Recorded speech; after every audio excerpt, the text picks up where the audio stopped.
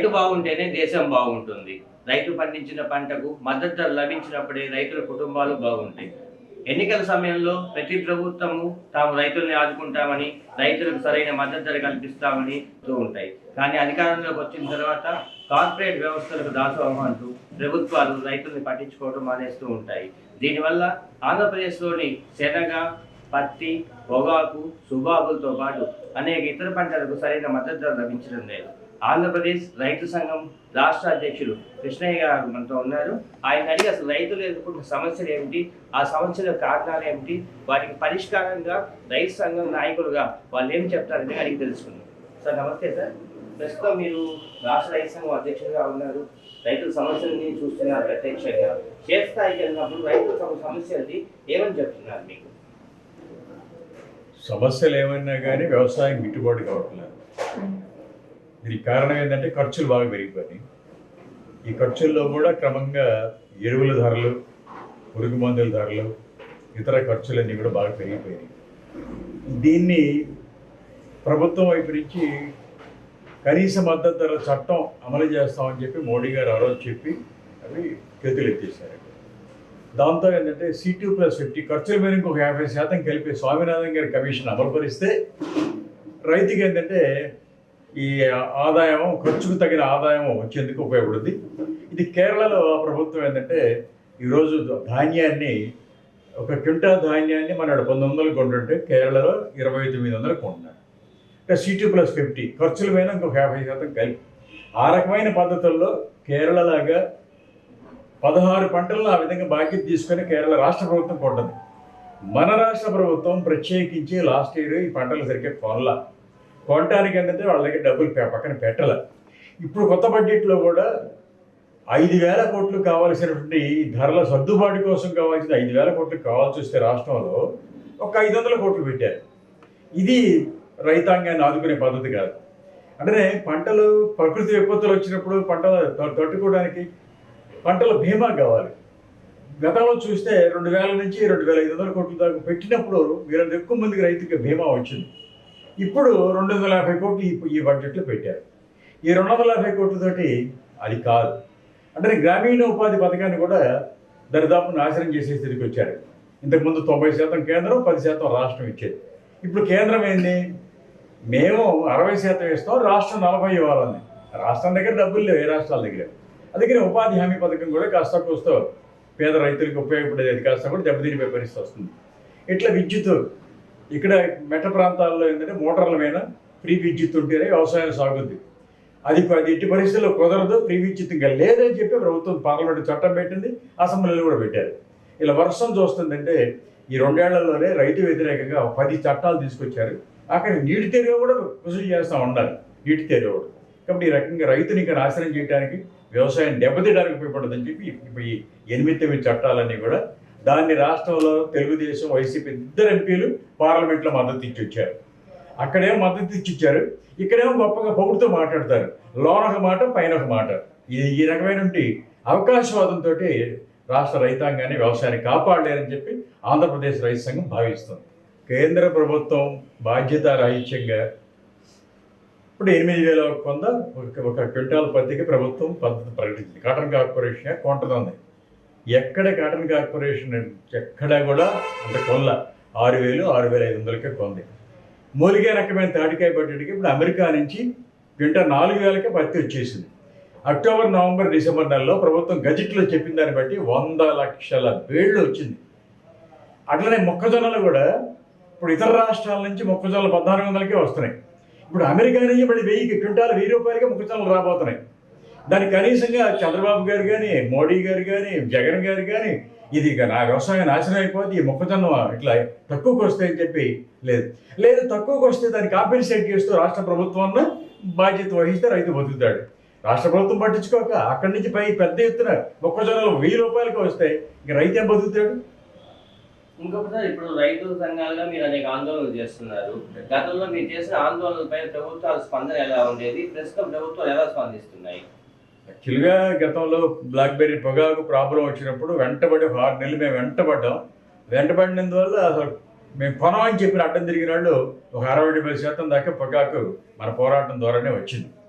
అట్లా అప్పుడు ఉల్లిపాయలు కర్నూలు ఏరియాలో ఉల్లిపాయలు పెద్ద ప్రాబ్లం వచ్చింది. చివరికి ప్రభుత్వం దిగొచ్చి ఒక రకంగా చెప్పాలంటే ఒక హెక్టార్కి 50,000 రూపాయల దాకా ఉల్లి రైతుకి వచ్చింది. అంటే నేను దుగ్గిరాల ఏరియాలో పసుపు రైతు అదే ప్రాబ్లం వచ్చింది, కోల్డ్ స్టోరేజ్ తగలబడింది. ఆ విధంగా తగలబడిన దాని మీద కంటిన్యూస్గా 9 నెలలు పోరాటం చేశాం. చేస్తే ఆ విధంగా ప్రభుత్వం కూడా 7,000 రూపాయల దాకా ప్రభుత్వం రైతులకు ఇవ్వాల్సి వచ్చింది. అంటే కోకో రైతులు రాష్ట్రంలో వేలూరు ఏరియా, ఏలూరు, అమలాపురంలో కోకో రైతులు అది 1,000 రూపాయల కిలో ఉండేది కాస్త 400కి దిగిపడితే దాని మీద పోరాటం చేస్తే ప్రభుత్వం వైపు నుంచి ఇంకొక 200 దాకా పెరగడం జరిగింది. ఇట్లా రైతులు పోరాడిన చోట ఆ విధంగా సాధించుకుంటున్నారని చెప్పేసి మా అనుభవం. ప్రభుత్వం చాలా లేటుగా స్పందిస్తుంది. ఇప్పుడు మొక్కజొన్నలో ఉంది, దాటి కేంద్రాలు పెట్టడం ఢిల్లీ ఉత్తరం రాశారు, 3 సార్లు రాశారు, పెట్టలే. మిర్చి రైతులకు ఇస్తామన్నారు 11,500 దాకా, ఇంతవరకు పైసా ఇవ్వాలి. ఇట్లా ప్రభుత్వం ఏంటంటే కొన్ని చేసి చేయక రైతులు కదిలిన చోట కదిలినప్పుడు ప్రభుత్వం స్పందించి కాస్త కోస్తూ చేస్తాం. సార్, ఇప్పుడు మీరు ప్రధానంగా ప్రకాశం జిల్లా వాసి, ఇక్కడ రైతు సంఘం సంస్థలు అనేక పోరాటాలు చేశారు. మీరు ఇక్కడ చూస్తున్నారు ప్రధానంగా సుబాబులకి సరైన మద్దతు ధర లభించడం లేదు. దాంతోపాటు శనగ రైతుల సమస్యలు మీరు చూస్తున్నారు, పొగాకు రైతుల సమస్యలు చూస్తున్నారు. వీటిపైన మీరు వాటి పరిష్కార మార్గాలు ఏమైనా చెప్తారు ప్రభుత్వానికి? రైతులు ఎదుర్కొంటున్న ప్రధానమైన సమస్యలకి అసలు ప్రభుత్వాలు చిత్తశుద్ధిగా పనిచేస్తున్నాయి లేదా అనేది మీ మాటలో చెప్పండి. నా పేరు కొమ్మడి వెంకట్రావు, ఆంధ్రప్రదేశ్ రైతు సంఘం ప్రకాశం జిల్లా కార్యదర్శిని. ప్రకాశం జిల్లాలో ప్రధానంగా పొగాకు, శనగ, ఇక్కడ ఒంగోలు చుట్టుపక్కల మండలాల్లో మొదటి నుంచి దాదాపు 25 సంవత్సరాల నుంచి సుబాబులు అభివృద్ధి అయింది. సుబాబులు వీటికి సంబంధించిన రేట్లలో ప్రభుత్వం పూర్తిగా బాధ్యత నుంచి తప్పుకున్నది. సుబాబులు మేము రైతు సంఘం పోరాటం ద్వారానే ఒప్పందం జరిగింది గతంలో. ఆ ఒప్పందం ప్రకారం కొనుగోళ్లు జరిగినాయి. తర్వాత అంటే దామచర్ల ఆంజనేయులు గారు మినిస్టర్గా ఉన్నప్పుడు, ఇది మార్కెటింగ్ శాఖ మినిస్టర్గా ఉన్నప్పుడు ఒక ఒప్పందం చేశారు. కంప్లీట్గా రైతులు మార్కెటింగ్ యార్డుల్లో తీసుకెళ్ళి, అంటే ఆ ట్రాక్టర్ తీసుకెళ్తే వాళ్ళు చెక్ ఇచ్చేవాళ్ళు, వాళ్ళు వేరే కంపెనీలకు వాళ్ళు అలాట్ చేసేవాళ్ళు. అప్పుడు రైతులకి ఒక విధంగా స్వర్ణయుగం అని చెప్పుకోవాలి. ఏది సుబాబుల విషయంలో ఏ ఇబ్బందులు లేవు. తర్వాత ప్రభుత్వం తీసేసింది ఆ పద్ధతిని. వాళ్ళు ఇష్టం వచ్చినట్టు దోచుకోవడం జరిగింది. గతంలో చంద్రబాబు నాయుడు గారు ఉన్నప్పుడే కంప్లీట్గా అసలు 3,000కి మార్కెటింగ్ యార్డుల ద్వారా కొనుగోళ్లు చేయమన్నందుకే అసలు మేము కొనుగోళ్లు చేయము ఇక్కడ అని చెప్పి కంపెనీ అసలు బాయ్కాట్ చేస్తే మాట్లాడిన పరిస్థితి లేదు. అది రైతు సంఘాల వల్లనే వాళ్ళు కంపెనీల పనులు కొనుగోలు చేయలేదు అని చెప్పేటటువంటి ప్రచారాన్ని తీసుకొచ్చారు. దీని మూలంగా తర్వాత రైతులందరూ సుబాబులు తీసేసి మొత్తం ఈ 10 సంవత్సరాల కాలంలో తీసేసి మొత్తం వేరే పంటలకు మళ్ళారు. తర్వాత కంపెనీలు వాళ్ళే ఇది వాళ్ళ కర్రేమో అవసరం అందుకని చెప్పి ప్రోత్సహించే విధంగా రేట్లు పెంచి ఇప్పుడు రైతుకు 5,500 దాకా ఇచ్చేశారు. అది ఇటీవల సబుకులు, సుబాబులు పెరిగింది. ఇటీవల మళ్ళీ క్రమంగా రేట్లు తగ్గిస్తున్నారు. అంటే వాళ్ళ కంపెనీలో ఇష్టం మీద కొనసాగే తప్ప ప్రభుత్వం బాధ్యత వహించి రైతుకి మద్దతుగా గ్యారంటీగా ఉండే పరిస్థితి కొనసాగట్లేదు. రెండవది, పొగాకు సంబంధించి గత సంవత్సరం ప్రతి బ్యాగ్కి 3 లక్షల దాకా లాసులు వచ్చినాయి రైతులు చెప్తున్నారు. అది వాస్తవం. చివరిన లో గ్రేడ్కి ఏదైనా రేట్ ఇస్తారని అనుకుంటే లేకుండా పోయింది, అయిపోయింది. ఈ సంవత్సరం బాగా దిగుబడి వస్తుంది, రంగు వస్తుంది అని చెప్పి రైతులు ఆశపడ్డారు. కానీ వ్యాపారస్తులే రేట్లు ఉండవు అని చెప్తున్నారు.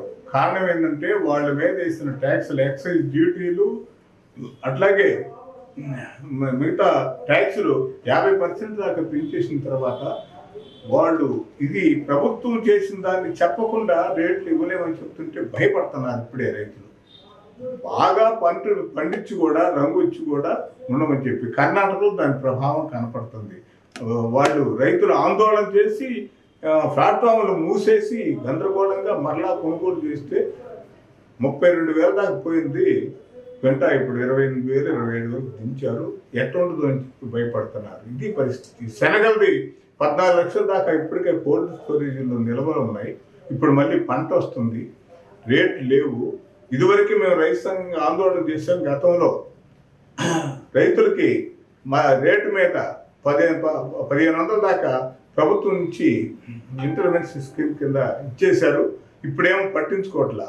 ప్రభుత్వ విధానాల్లోనే కంప్లీట్గా కార్పొరేట్లకు ఉపయోగపడాలి అనేటువంటి పద్ధతుల్ని ఎప్పుడైతే ముందుకు వస్తున్నాయో ఇది చెప్పకుండా రైతులకు ఉపయోగపడతల్లా గట్టిగా మా అధ్యక్షుడు వారు చెప్పినట్టు బాగా ఆందోళన చేసిన కాడ ఏదో ఒకటి కాస్త చూపించడం, వెనక్కి తగ్గడం. వడ్డీ పొగాకు నిధులు కేటాయించారు, పూర్తిగా నిధులన్నీ ఖర్చు పెట్టలా, కానీ కొనుగోలు ఆపేశారు చివరన. ఇప్పటికీ వాళ్ళ దగ్గర ఉంది. అందుకని ప్రభుత్వం బాధ్యత వహించి ఈ పంటల్ని వీటిని కాపాడకపోతే రైతాంగం వ్యవసాయం చేయలేరు, చాలా సమస్యలు ఎదుర్కొంటారు. రైతాంగం వ్యవసాయాన్ని నుంచి దూరం అవుతున్నారు. ఇది రాబోయే కాలంలో ఈ దేశంలోనూ ఈ రాష్ట్రంలోనూ చాలా తీవ్ర పరిణామాలు ఎదుర్కొనే పరిస్థితులు వస్తున్నాయి. ఒక విధంగా చరిత్ర తెలిసిన వాళ్ళు గమనించినటువంటి అంశాలు అంటే బ్రిటిష్ వాడి కాలంలో వ్యవసాయం ఏ రూపంలోకి వెళ్ళిపోతుందో, ఎంత నిర్బంధంతో పండించారో, ఎంత ఇబ్బందులతో పండించారో, అలాంటి పరిస్థితుల్ని ఈ ప్రభుత్వాలు తీసుకెళ్తున్నాయి. ఇది చాలా ప్రమాదకరమైన పరిస్థితి రైతాంగానికి, ప్రజలకి. రాబోయే వరి కూడా తగ్గిపోతూ ఉంది, రేట్లు లేవు, గిట్టుబాటు కావట్లా. దీనికి దాదాపు స్టేట్లో 1,40,000 ఎకరాల నుంచి సాగు చేసి సాగు తగ్గిపోయింది. ఇది ధాన్యం తగ్గిపోతుంది. మొత్తం మీద ధాన్యం తగ్గిపోయిన తర్వాత ఆహార సంక్షోభం వస్తుంది. తెలియకుండానే బ్రిటిష్ కాలంలో లాగరగారు కరువులు, ఆకలి సాగులు చనిపోయే పరిస్థితి వస్తాయి అనేది మాకున్నటువంటి అభిప్రాయం. ఇది ప్రభుత్వాలు తీసుకునే చర్యలు దీనికి వ్యతిరేకంగా ఉండాలి. మేము రైతాంగానికి కూడా విజ్ఞప్తి చేసేది ఏంటంటే ప్రభుత్వాలని కేంద్ర ప్రభుత్వానికి అనుగుణంగా ఇక్కడ ఇద్దరు మాట్లాడటం చేయటం, వాళ్ళకి అక్కడ చేతులెత్తి రావటం, ఇక్కడేమో ఇద్దరు ఒకరి మీద ఒకరు తిట్టుకోవడం తప్ప రైతు సమస్యల మీద ఆలోచించి రైతుల సమస్యలు నిరకరంగా నిలబడి పాలసీస్కి వ్యతిరేకంగా పనిచేయకపోతే రైతులు నిలబడలేరు, తట్టుకోలేరు, వ్యవసాయాన్ని కాపాడుకోలేరు. రైతాంగానికి మేము చెప్పేది ఈ కాదు, దీనికోసం మనం పోరాడాలి. ఐక్యంగా రైతు సంఘం ఆధ్వర్యాన్ని పోరాడదాం, సాధించుకుందాం రండి అని చెప్పి మేము విజ్ఞప్తి చేస్తున్నాం.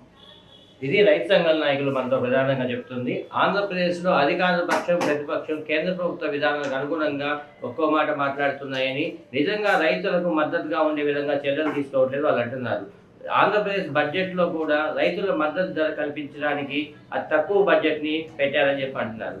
శనగ, పొగాకు, వరి, మిర్చి రైతులతో పాటు మొక్కజొన్న రైతులు కూడా ఇబ్బందులు పడుతున్నారని, రైతు సంఘాల నాయకులు, రైతులు ఆందోళన చేసినప్పుడు మాత్రమే ప్రభుత్వాలు తాత్కాలికంగా కొంతవరకు పనిచేస్తున్నాయని, రైతులు ఆందోళన చేయని చోట రైతులకు అన్యాయమే జరుగుతున్నారు. ప్రభుత్వాలు ఇప్పటికైనా కళ్ళు తెరిచి రైతుల పక్షాన్ని నిలబడాలని, లేకపోతే రైతే రాజు అంటూ పొగట్ల వరకు పరిమితం అయితే మాత్రం రైతులు కష్టాల పాలై వ్యవసాయాన్ని వదిలేస్తారని, దానివల్ల ఆహార సంక్షోభం ఏర్పడితే అప్పుడు ప్రభుత్వాలే బాధ్యత వహించాల్సి వస్తుందని రైతు నాయకులు అంటున్నారు. రిపోర్టర్ లక్ష్మీనారాయణ, అభినవ్ భారత్ న్యూస్, ప్రకాశం జిల్లా.